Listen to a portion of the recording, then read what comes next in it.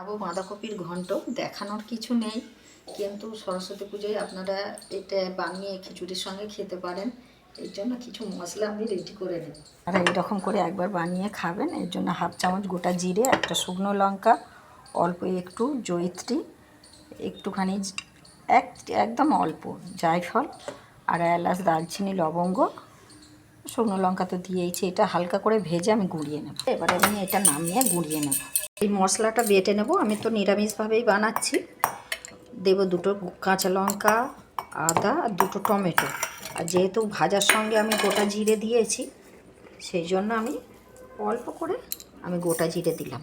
এই বসিয়ে দিয়েছি। দেব সরিষার তেল, একটু বেশি করেই দেব। একটা শুকনো লঙ্কা, হাফ চামচের কম 5 ফোড়ন, দুটো তেজপাতা। মশলাটা দিয়ে ভালো একটু সুগন্ধ উঠলে ফোড়নটা আমার ভাজা হয়ে গেছে। কেটে রাখা আলুটা আমি দিয়ে দেবো।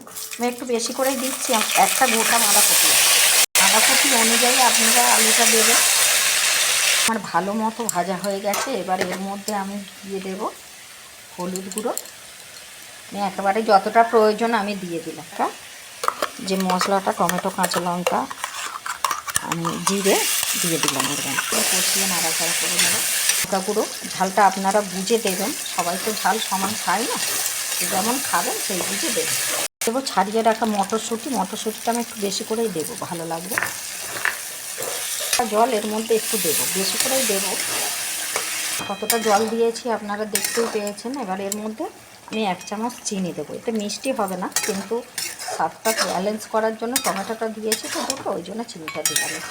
ভালো করে মশলাটা কষিয়ে নেব।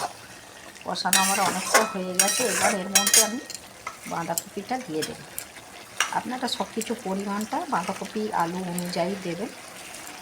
ভালো করে মিশিয়ে দেবো, তলা থেকে তুলে মিশিয়ে নিয়েছি। এর মধ্যে দেব স্বাদ অনুযায়ী লবণ, কাঁচা লঙ্কা দিয়ে আর একবার নাড়াচাড়া করে নেব।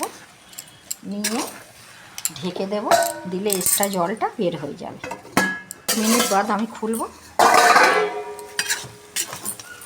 দেখুন আলুটা কতটা নরম হয়ে গেছে। একটু ভালো করে মিশিয়ে দেবো, একসঙ্গে করে মিশিয়ে দেবো।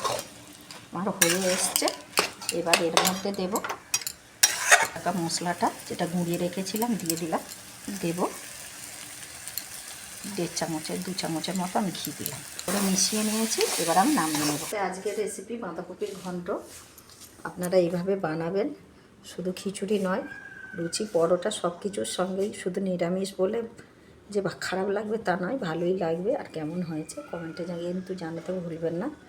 রাখলাম, ধন্যবাদ।